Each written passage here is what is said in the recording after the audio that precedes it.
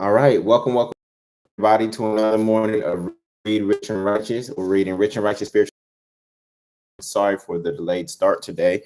Wi-Fi was dropping, and so now I'm using my hotspot. I have 4 pages today. So again, if there's any, huh? Okay, no sound on Instagram. Oh man, come on, technology.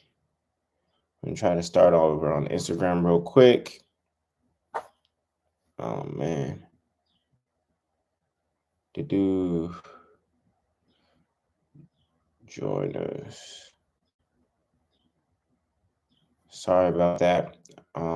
We do have some rain here, and I don't know if that's affecting the internet signal, but we're gonna figure it out as we always do. And right now, backup is YouTube for Instagram. You can go to Instagram or YouTube, depending on which platform chooses not to work. All right. So we're getting IG folks back in here. We're getting IG folks back in here. All right. IG is back and lit. I'm going to start over. All right. Give them a second. Everybody just take 3 deep breaths in. Remember that the breath is the easiest way for you to connect with source. Why? Because something is breathing through you at all times. Okay. We cannot stop our breath with the exception of suicide. So that means that something is breathing through us, and that something is God. And the greatest currency and energy that is in you is actually God energy, right? The greatest currency in the world is the God energy that is inside of you. So let's just take 3 breaths while this technology gets settled. Let's take 3 breaths in. Okay.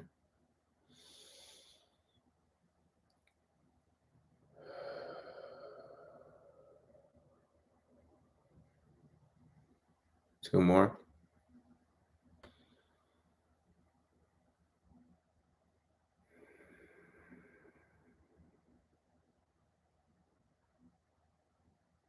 One more.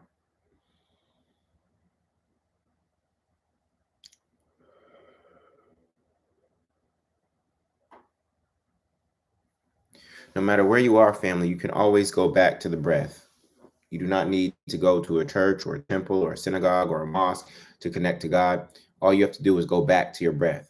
In Genesis, one of the first acts when it comes to man is actually breathing life into man. That is God breathing through us. And as long as there is God breathing through you, as long as you have God energy in you, that means that you still have work to do here on earth. It means that you still have a purpose. It means that it's not too late to accomplish anything that you desire. Any divine download that you've received in the heaven of your mind, it is still possible as long as you have this life force energy in you, the greatest currency in the world, which is the breath and the energy that is in your body. All right.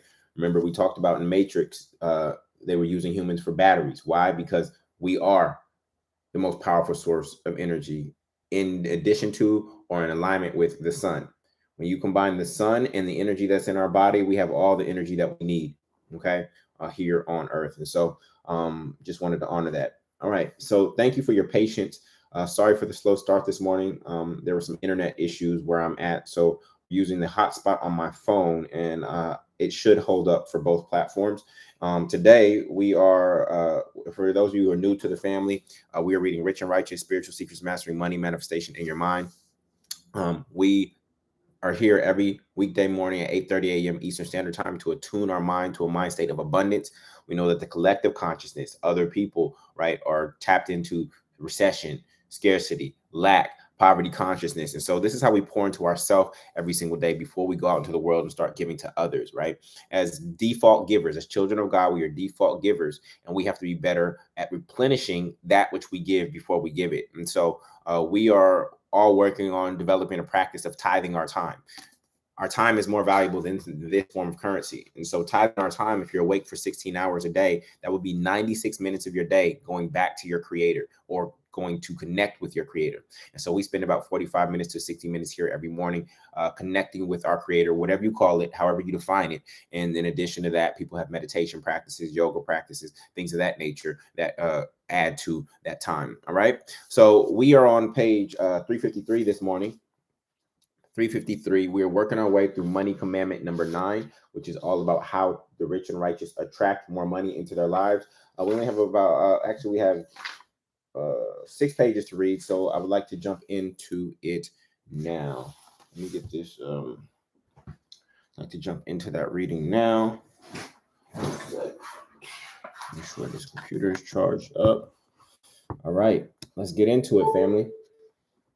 If you'd like a copy of the book, you can go to moneyandmanifestation.com. Again, that's moneyandmanifestation.com to get a copy of the book. It is $100. I'm just to let you know that out the gates. But when you buy one copy, you get 4 copies for free.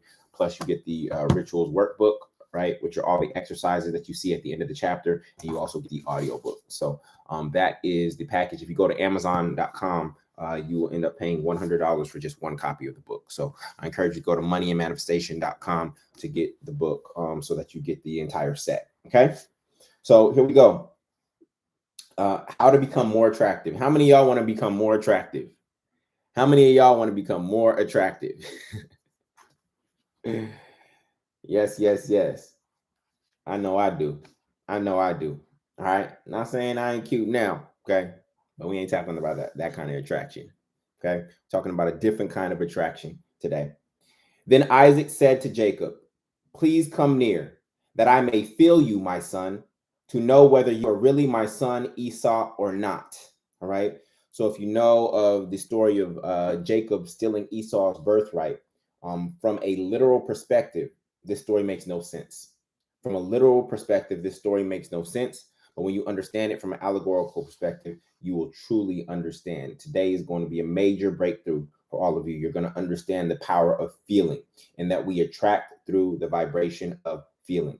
As I said to you yesterday, in the quote from Nikola Tesla, if you want to find the secrets of the universe, think in terms of energy, frequency, and vibration. Okay? So here we go. Top of page 353. I'm attractive, whether you think so or not. Everybody just type that. I'm attractive, whether you think so or not. Everybody type that.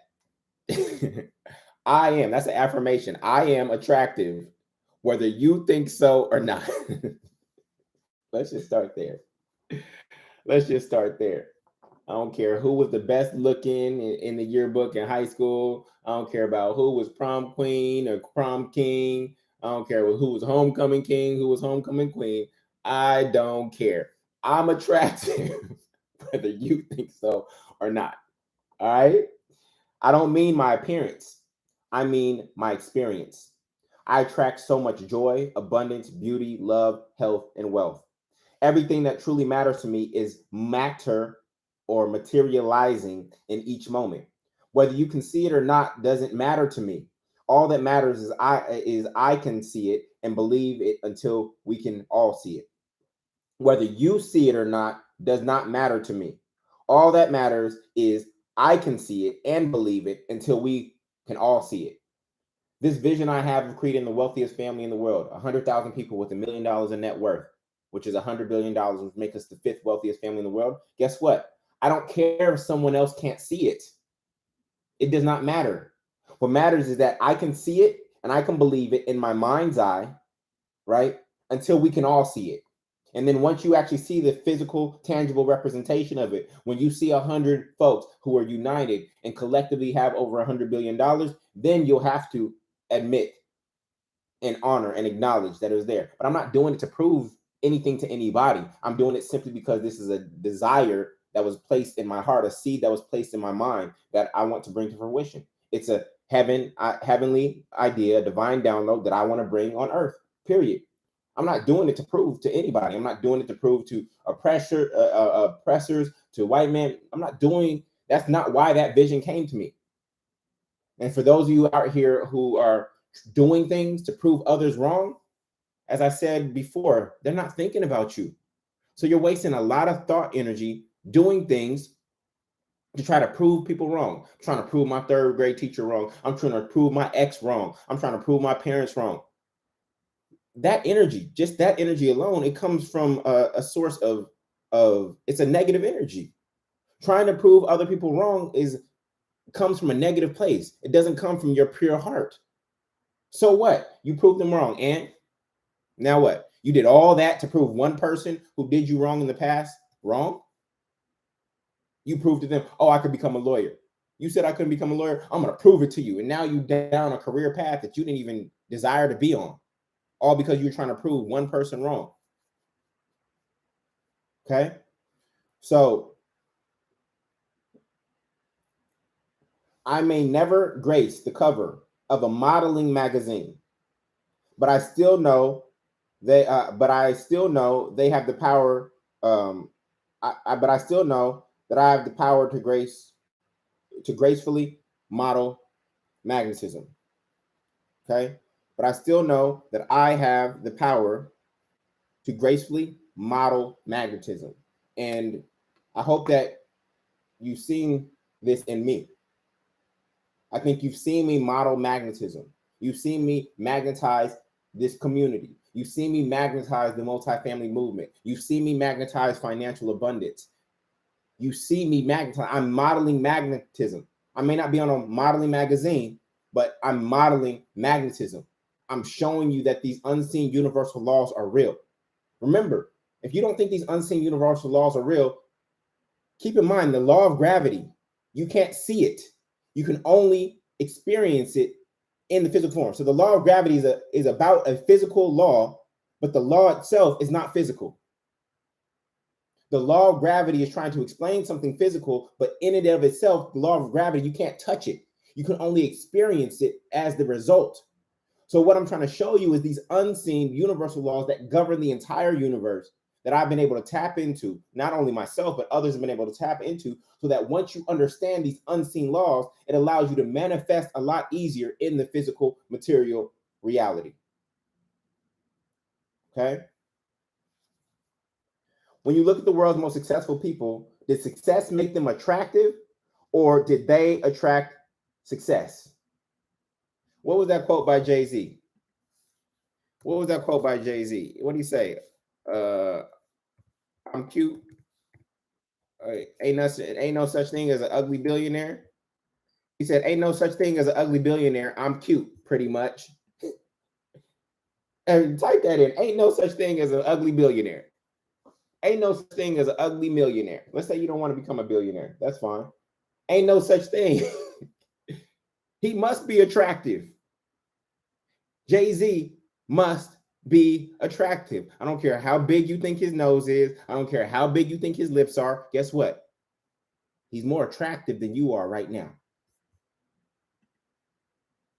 He's more attractive than you are right now. Regardless of how you look at him with your two physical eyes, I would never date Jay-Z. Okay. He's still more attractive than you. You can tell by the results and manifestations in his life. Okay. So when you look at the world's most successful people, did success make them attractive, or did they attract success? We live in a very visual world, but the invisible has more impact on your life than the visible. If you focus on your vibrational experience, how you feel, more than your visual experience, how you look, you would be able to attract more of what you want. Okay. External attraction is nowhere near as powerful as internal attraction. Being attractive is not biological. Being attractive is not biological. Being attractive is a belief in yourself. Being attractive is not biological, family. Being attractive is a belief in yourself. I know we're in this very visual world. And I know you got these Instagram models. Everybody's a model on Instagram. They doing their photo shoots. They got 90%, 95% of their body out. Like, hold up, you work at McDonald's. Like, how you Instagram model too, right? You see what I'm saying? Like, we live in this very visual world, and people are pursuing attraction. And I know some of these Instagram folks, I know some of them are winning. They win financially, temporarily. But what we know about visual looks is what? They typically don't last. They deteriorate. Why? Because the body deteriorates. So why would I want to base my business model on something that deteriorates over time? Of course, you can go to the gym, eat healthy and things of that nature, and make it last as long as you possibly can, but it won't last forever, right? So, bottom of page 353. Vision boards used properly are okay. We talked about what's wrong with many vision boards. But a vibrational match is more powerful than a visual match. Just because something looks good on paper doesn't mean it will work well in practice. How many were dating somebody who looked good on paper, but there was no vibrational match? How many of you dated somebody who looked good on paper? Oh my goodness. His profile, her profile. It's like we were meant to be together. We look good on paper. It makes so much sense. But there was no vibrational match. Oh, y'all ain't got a lie to kick it. Why y'all lying to me this morning? Why y'all lying to me on this Good Friday morning? You ain't got a lie to kick it. You ain't got a lie to kick it. Oh yeah, he went to this school and he got this degree and he works at this company and he makes this much money and she got this award and she runs this, and on paper your LinkedIn profiles matched up, but spiritually, vibrationally, you didn't match up. Oh, now y'all telling the truth. Now y'all want to tell the truth, okay? A vibrational match made in heaven is more powerful than a visual match made on earth. All right? Especially in dating. How many times have your own two eyes deceived you? This applies to choosing a romantic partner, business partner, clients, job, or anything you want to manifest in life. Don't attach, instead attract. Attachment is not attractive. It repels what you want because it is rooted in scarcity. What is meant to be yours will be yours when you trust in God. What you desire can come in more ways than you can imagine if you release control of how you think the thing should come and will come. This is why I always end my visioning sessions with this or something better. The how is not your responsibility. Your responsibility is getting clear on what you need, why you need it, and who you need to become to get it. Your responsibility is getting clear on what you need, why you need it, and who you need to become in order to get it. Page 354, second paragraph. Jesus said, if thine eye, not eyes, if thine eye, which is your third eye, which is really your first eye, if thine eye be single, the whole body will be full of light. If thine eye be single, the whole body shall be full of light.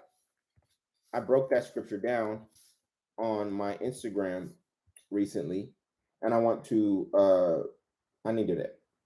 I want to say what that really means really quickly. Okay. If thine eye be single, the whole body shall be full of light. Okay. What does that mean? Come on. Internet's moving slow. If thine eye, okay, it means here's what this scripture really means. The light of the body is the eye. If therefore thine eye be single, the whole body shall be full of light. So what it's saying is enlightenment of the body's temple, which is your mind, okay? Enlightenment of the body temple, which is your mind, comes through perception via the third eye, not the two eyes, okay? And if you see yourself as God sees you, your body's temple, aka your mind, will become fully enlightened. So I'm going to read the scripture from Matthew 6:22 again. The light of the body is the eye. If therefore thine eye be single, the whole body shall be full of light. What does that mean? Enlightenment of the body's temple, okay, aka the mind, comes through perception. It becomes through how you see life via the third eye or your God's eye or the pineal gland or the eye of Horus, okay? Now, if you see yourself as God sees you, if all of you saw yourself as God sees you, your body's temple, aka your mind, will become fully enlightened. You have achieved enlightenment when you see yourself as God sees you. You are fully enlightened when your eye and God's eye are aligned. When you see yourself as God sees you, oh my goodness. You want to talk about attraction? If you could look in the mirror, or even if you could close your eyes, because you don't need a mirror, honestly.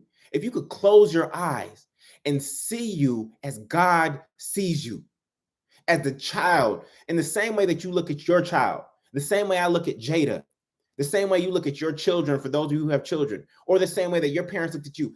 If you could see yourself as God sees you, as perfect, whole, and complete, no flaws in you whatsoever. Why? Because the perfect creator created a perfect being.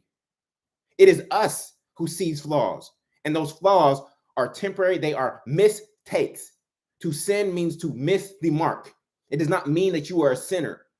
So if you really saw yourself, that's religious programming. If you saw yourself as God sees you, you would cry.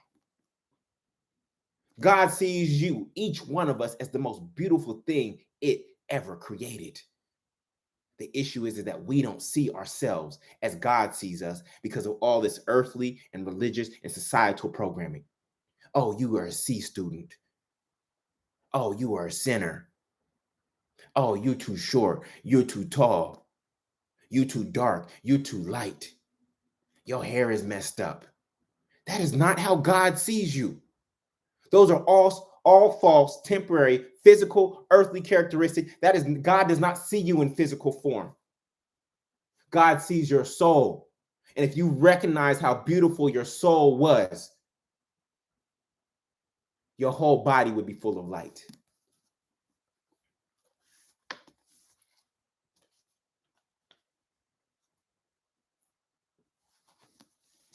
People have been getting on your big nose since you were little. People was getting on my peanut head and my hook in the back of my head since I was little. People were getting on your lips or the way you walk. None of that matters. God does not see that. God does not care about that. God did not make any mistakes. God don't make no mistakes, but somehow God made all these mistakes with you. You could point out 10 mistakes just like that. But at the same time, out your lips, you're saying God don't make no mistakes. God didn't make any mistakes on you, not one. The hairs on your head are numbered. God did not make any mistakes on you. You were perfect, whole, and complete.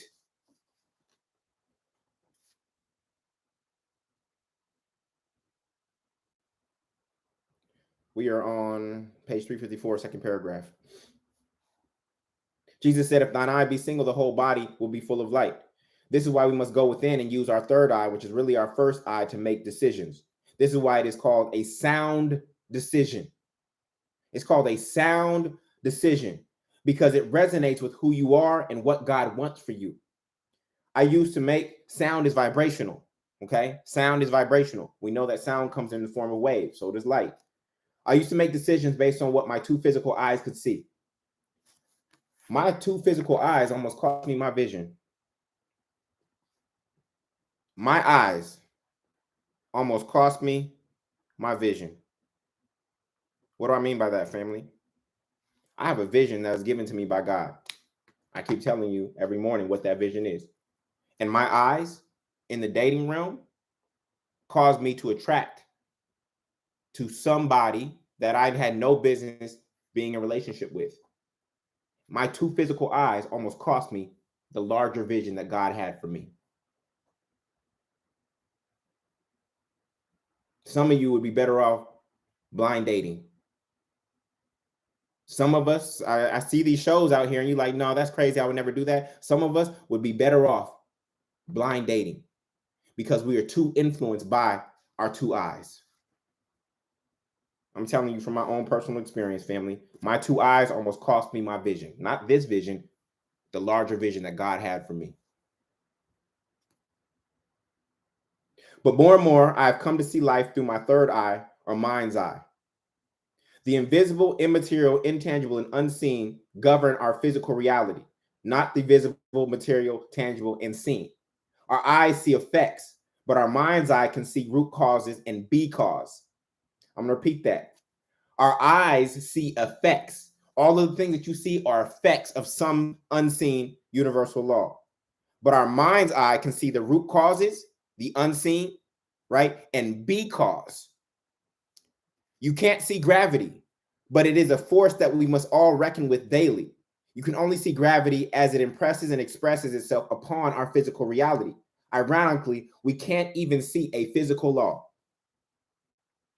Ironically, you cannot even see a physical law. Gravity is a physical law and you can't even see it. So if that doesn't make it clear that it is the unseen that is actually governing the seen, it is the non-physical that is governing the physical. The same is true for universal laws, also known as metaphysical, which means beyond physics. Meta means beyond, okay? So metaphysical, when you hear the word metaphysical, when you hear me talk about metaphysical Bible study, it means we're going above and beyond. the tangible, the literal, and we're seeing the truth behind that. This is why Jesus only spoke in parables. Parable talking about seeds or sheep. That is the literal. That is the physical. I'm taking these spiritual ideas and I'm trying to make them physical and literal for you so that you can understand them. But if you're focused on sheep and seeds, then you're missing the mark. You have to be able to decode what that means to understand this parable, this allegory, this metaphor, this simile in the spiritual realm. But now religion has people walking around calling themselves sheep. You are not a sheep. If you really understand the text, sheep represent the gentle, innocent, pure thoughts that are in our minds. And when one of those thoughts goes astray, as the shepherd of those thoughts in our minds, we have to go grab it. If you understood it from a metaphysical level and stopped reading it literally, so much more would open up for you.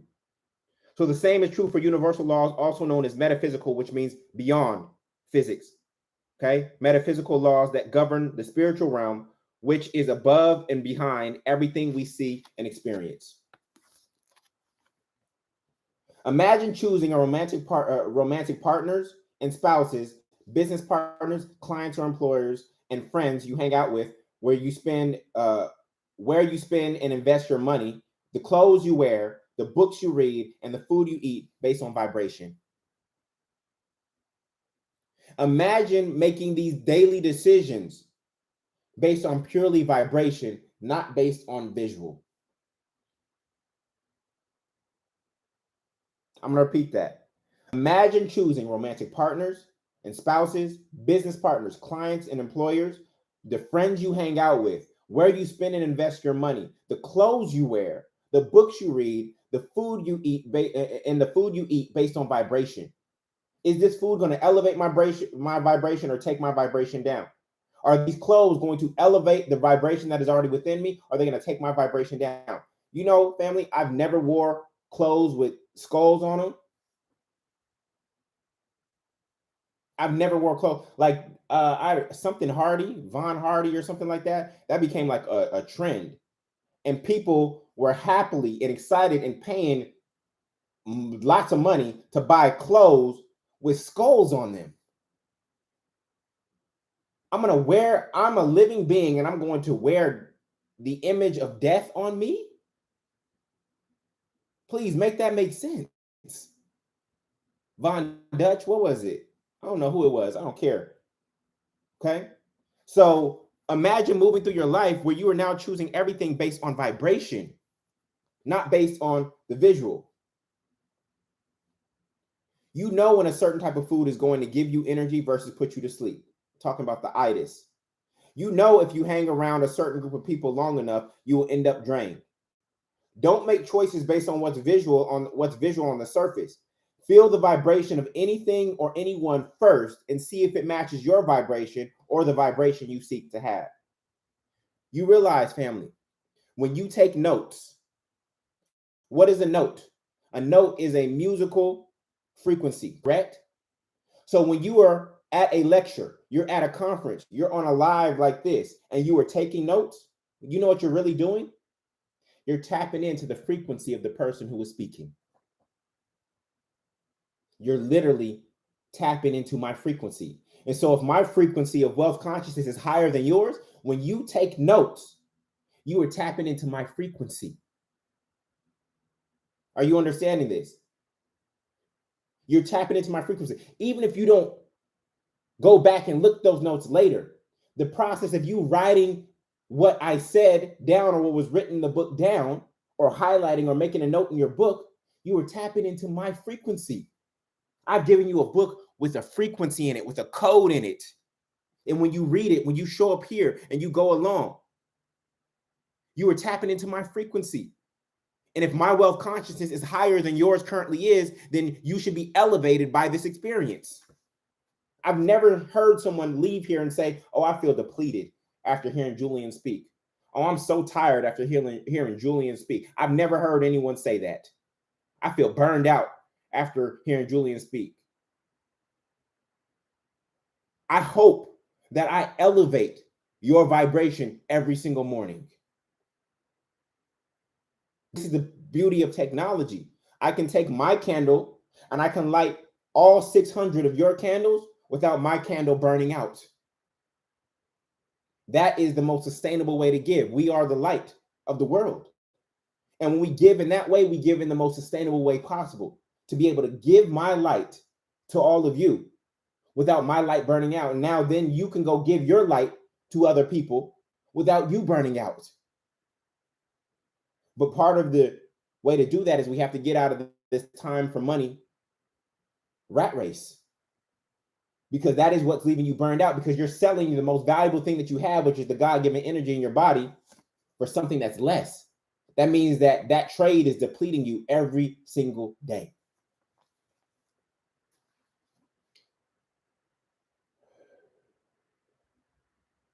Feel the vibration of anything or anyone first and see if it matches your vibration or the vibration you seek to have.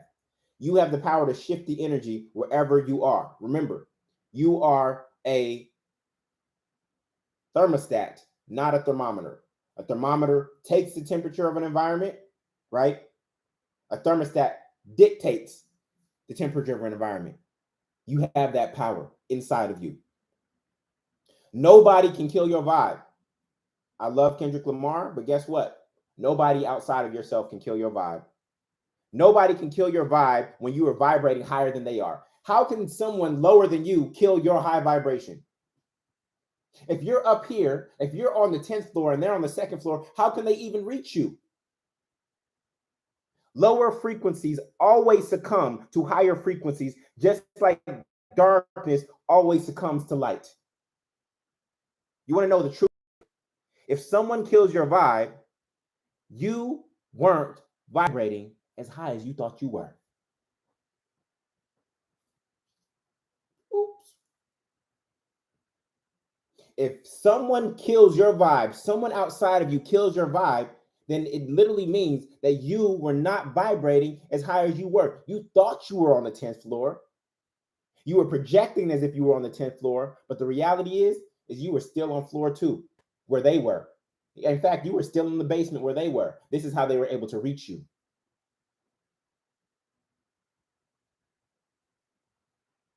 That's how they were able to reach you. Either you came down or you were already there. You thought you were here, but you were there. That's the only way somebody in the basement can reach you on the 10th floor. Man, that person always killing my vibe. No. It means that you're vibing. If they're able to connect with you, that means you're vibrating at the same level that they are. That's what it means. Or that you came down. I don't want to hear that though, because that puts it back in your court. You know, every time we get the ball, I'm gonna put it back in your court. 100% responsibility. I'm gonna put the ball back in your court. I'm gonna put the ball back in your court. Stop externalizing. Stop blaming things outside of yourself. People, individuals, institutions, stop blaming things outside of yourself. Take 100% responsibility for your life. That's what this practice requires. There's no dogma in this practice, but the one thing that you have to do, you have to take 100% responsibility for the manifestations in your life. Because if you give any responsibility to anything outside of yourself, then you have to wait for that thing to change in order for you to have the life that you desire. I'm not waiting for things outside of me to change. If I'm going to change the world, I need a world to change inside of me. I'm not waiting for the world to change so that I can have some experience of the world. No, I'm going to create the change within me, and I'm going to change my world. I might not be able to change the world, but I can change my world through my perception, through how I look at life. If someone kills your vibe, you are not vibrating as high as you thought. Somehow your frequency dropped to their level for them to even be able to affect you. You will never make a bad decision if you choose based on vibration first. Every choice will feel like a match made in heaven. Bottom of 355. I'll say it again. You don't get what you want. You get who you are. If you have two tuning forks with the same frequency, when you hit one, the second one, if you have two tuning forks, okay, with the same frequency. So imagine that these are tuning forks, right? If you have two tuning forks at the same frequency, when you hit one of them with another material, guess what? The other tuning fork will start vibrating. Why? Because they're operating at the same frequency. Okay. If you have two tuning forks with the same frequency, when you hit one, the second one naturally starts to vibrate, even though you didn't hit it, because there is a vibrational match. When you want something, rather than focusing on the thing, you want to focus on the feeling or frequency. Through your imagination, you can reverse engineer who must I become to easily have a specific kind of thing? Who must I become to have a specific kind of thing or experience of life by asking, what is the feeling or frequency of someone who easily, effortlessly, and frequently has what I want to have? Through your imagination, your third eye, your first eye, you can reverse engineer who must I become to easily have a specific kind of thing or experience of life by asking, what is the feeling or frequency of someone who easily, effortlessly, and frequently has what I want to have? You don't work hard to get the thing. Manifestation is more indirect yet faster. Instead, you work hard on yourself so that the thing comes easily, effortlessly, and frequently. I'm going to repeat that. You don't work hard to get the thing. This is complete opposite of what you've been taught your entire life. So I know that this is going to be hard for some of you to receive. You don't work hard to get the thing. I'm working hard to get this house. I'm working hard to get this money. No. Manifestation is more indirect, but it's faster. Instead, you work hard on yourself, right? So that the thing comes easily, effortlessly, and frequently. It's about who I must become. It is natural for abundance, opportunity, love, joy, and friendship to be part of the experience of someone with wealth consciousness. When your cup runneth over, you are not the one doing the filling. You are being the vessel, creating the vision, and holding the space. God does the filling, and you do the feeling. God does the filling, and you do the feeling. Everybody type filling, as in to fill a cup, versus feeling. Feeling. Filling, filling, versus feeling. You don't do the feeling. When you are manifesting with your mind, God is the one who does the feeling when it has a receiver, a vessel to pour into. Some of you are approaching God with a Dixie cup. You're approaching God with a Dixie cup and wondering why you don't have enough. How about you get a bigger cup? How about you increase the vessel that you are? God sees me.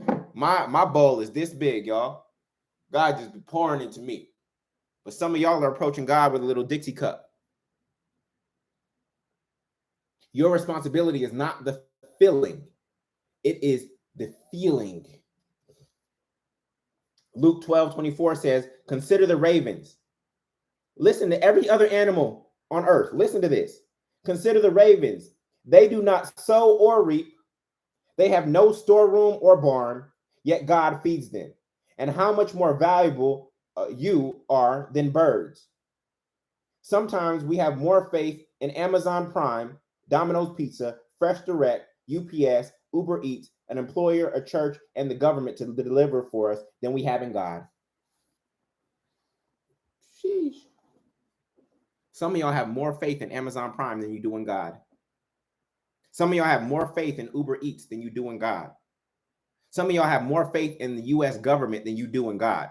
You think that all of these providers will deliver for you, but you don't believe that the energy and the entity that created you will deliver for its own child.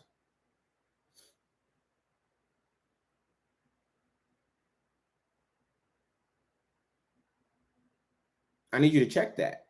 Do I have more faith in Amazon Prime than I have in my own creator? Luke 12:24 again says, consider the ravens. They do not sow or reap. They have no storeroom or barn. They have no bank accounts, basically. Yet God feeds them. But here you are toiling, running around, long to-do list, working super hard with your body, trying to put food on the table. Yet when you look at every other animal in nature, none of them operate in that way.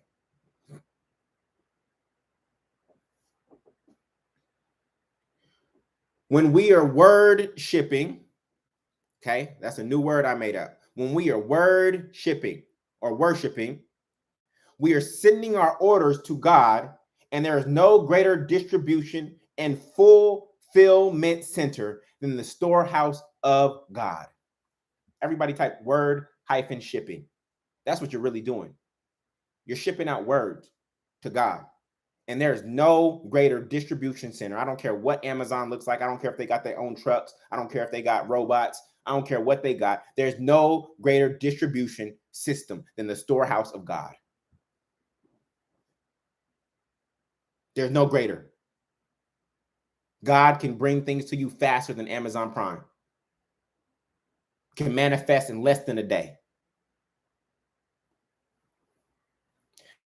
When we are word shipping, we are sending our orders to God, and there is no greater distribution and fulfillment center than the storehouse of God. It has an infinite supply and can meet any demand. Bottom of page 356. The law of resonance states that the rate of vibration projected will harmonize with and attract back energies with the same resonance. This is demonstrated in Jacob and Esau's story, which was decoded in Reverend Ike's sermon, Feeling Gets the Blessing. Everybody type, feeling gets the blessing. Everybody type that. Feeling gets the blessing. Feeling gets the blessing. Watch this, family. Genesis 27:1 says, when Isaac was old and his eyes were dim so that he could not see. This was an allegory to show that the subconscious mind is blind and responds to feelings. So Isaac was the father of Jacob and Esau. For some reason in this allegory, he happens to be blind. Why? Because the subconscious mind does not see with two eyes. The conscious mind does. The conscious mind relies on the five senses. The subconscious mind does not see. Okay? So these are two twin brothers who they're not identical twins. One had smooth skin, one had hairy and red skin. Okay? But they came out the womb wrestling. Okay? So Isaac, the father who is about to give the blessing, represents the subconscious mind. Okay? This was an allegory to show that the subconscious mind is blind and responds to feeling.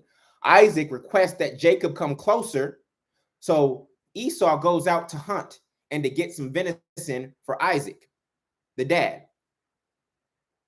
Jacob's mom, Rebecca, works on his behalf because for some reason she wants Jacob to have the blessing. So listen, Isaac requests that Jacob come closer so that he could feel him in verse 21 when he said, come near so I can touch you, my son.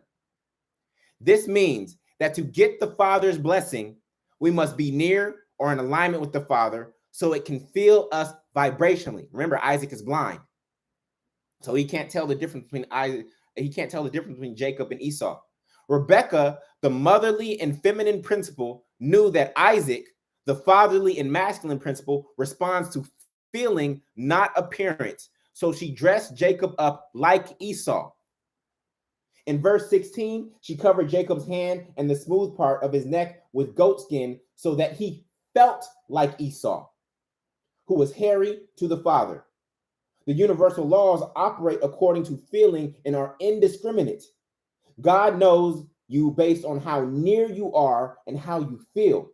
So we must release all feelings that are not aligned with God.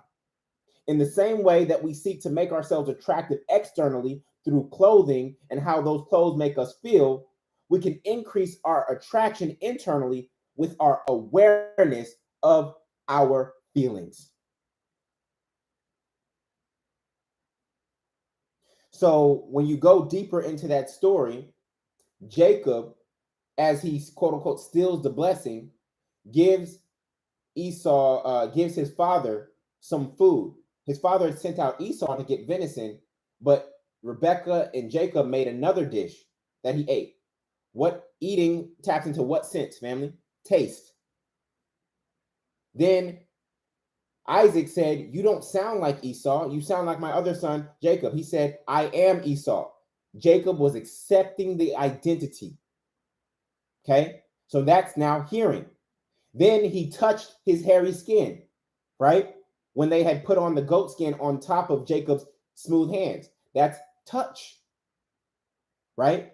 And then we have taste, touch.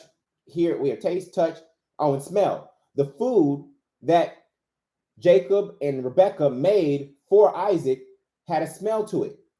So in this story, the divine feminine and Jacob, they tap into all four senses. Remember, the subconscious mind is blind.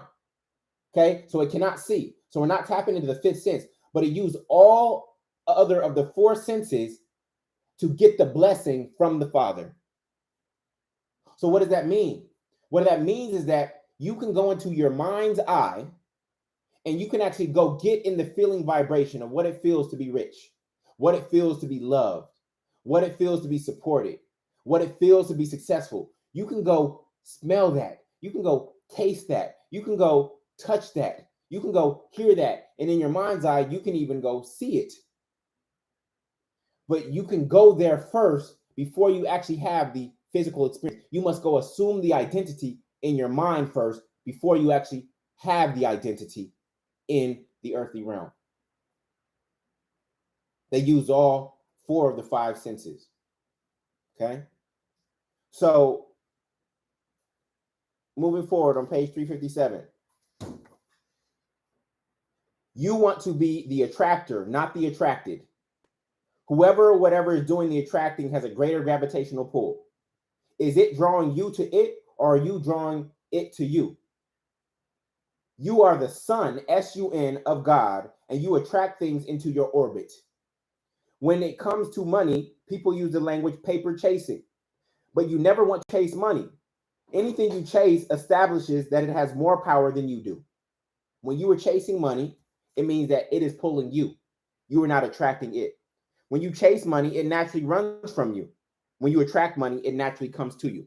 You see this picture of this cat right here? This is chasing after a cat. When you chase after a cat, it runs from you. When you actually have what a cat wants, it comes to you.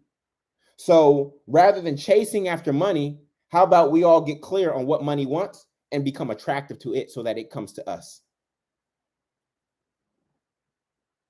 It's very simple when you see it in this form. Now we just need to replace cat with money. How can I stop chasing money where it's running from me? And how can I identify what money wants and therefore make it come to me easily and naturally? We all know that we want more money, but have you ever asked, what does money want? Most of you have never asked, what does money want? If you understood what money wanted, you would likely have more of it. You would understand it in its nature better. Page 358. This is why we ask the question, what does money want? And at the beginning of the book, instead of chasing anything you find yourself attracted to, whether it be money, a person, an opportunity, an experience, or an item, stop and ask yourself, how do I become more attractive to it without losing who I am? So I'm not asking you to manipulate who you are and do things just to attract this thing. How do I become more attracted to this thing, this opportunity, this person, this experience without losing who I am? What does it want that I am, that I do, or that I have? This requires you to understand both who you are and understand what you want at a vibrational level. Becoming attractive like a magnet will make you a magnet, as in a business magnet.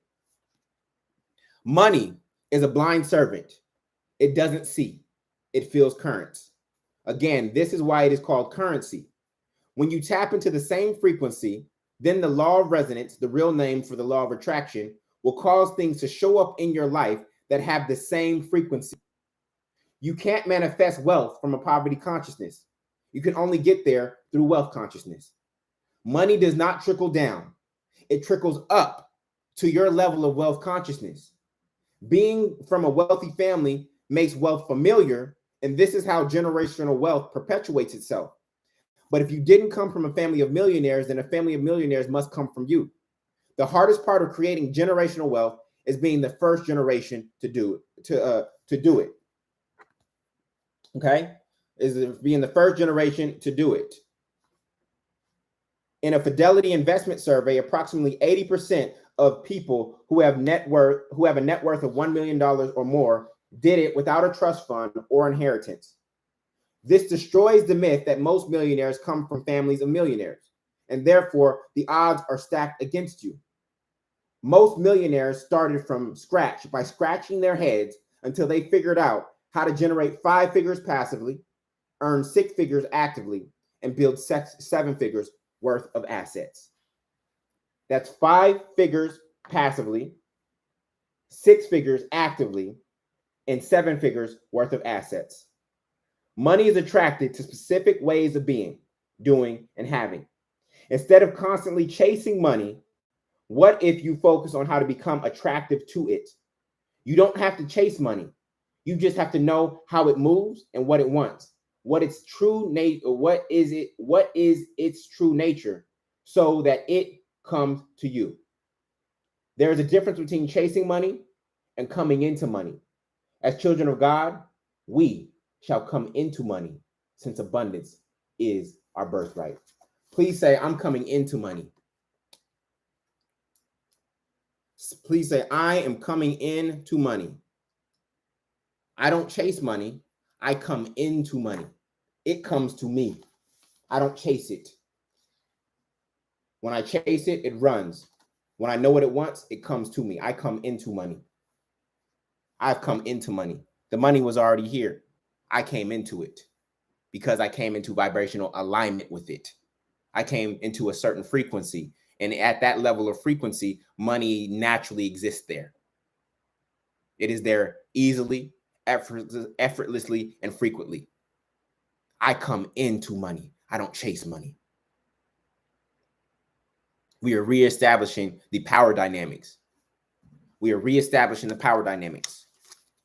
This money is not above me. I'm not looking up to it. I'm not chasing it. I am master over this money. This money is beneath me. I respect it, but it is beneath me. The currency in here that I have is greater than the currency that is stored in here. And I'm aware of that. I'm a master over money. Money is not a master over me. So that concludes our reading for today. Instagram is about to cut off at the hour point, and we're at 9:27 right now. If you'd like to get a copy of the book, please go to moneyandmanifestation.com. There you can buy the book. You get 5 copies for the price of 1, plus the Rituals Workbook and the audiobook. We are going to be back here next week. We will be on page 360. We only have about 44 pages left, y'all. We're going to finish, I think, at the end of, we're finishing in about 2 weeks, the first read of the book. Monday's reading is very, very powerful. It's on the attention attraction algorithm. The attention attraction algorithm. I want to show you how to use social media to actually manifest, to learn how to manifest the life that you desire. You know that we do not do weekends here. We do strong ends. I pray that you have a strong end, that these 2 days that you have to yourself strengthen you, right? So that you can come do this work on yourself and do your work in the world. This has been an absolute blessing to share this space with you. I love each and every one of you. I wish you abundance, because I know that abundance is your birthright. I wish you clarity in terms of your identity, knowing that you are a child of God. Those are the 2 things that this entire philosophy hinges on. That you are a child of God and abundance is your birthright. And today we talked about knowing that from a feeling standpoint, from a vibrational standpoint, not just knowing that theoretically, but knowing that in your soul, that your soul is vibrating at the awareness that I am a child of God and abundance is my birthright. And therefore, I come into money. I don't have to chase this paper. In fact, it is chasing me, because I've demonstrated that I'm a great steward of this resource from the source. All right. So with that, I wish you all a great, strong end. For those of you who are in a temporary state of lack and need a copy of the book and do not have $100 to get one, you can go to our Facebook group at facebook.com/groups/rich and righteous. And there are literally people there who have bought the set of 5 who are looking to give away books. Okay. You have not because you ask not. If you are in a temporary state of lack, it means that you have to strengthen your receiving muscle. So go in the group, and before you post, I need a book, I pin all the posts of people who have books to give. I pin them at the top. Okay. So you don't need to just go post it. Hey, I'm struggling right now. Please give me a book. No, I pin all the posts where people are saying I have books to give away. I pin them at the top. So if you do have books to give away, please go to the Facebook group, make a post, and I will pin it so that when people come into the group and they are in a temporary state of lack and they need a book, you can they can easily find you. Again, you do not ask from a place of neediness. You ask from a place of genuine need, right? Knowing that you're going to use the book, and as you create more abundance in your life, that you will pay it forward for someone else later on. All right. So everybody have a great, strong end. I will see you all on Monday at 8:30 a.m. Eastern Standard Time, and we are on the tail end, 44 pages left to go. Much love, y'all. Peace.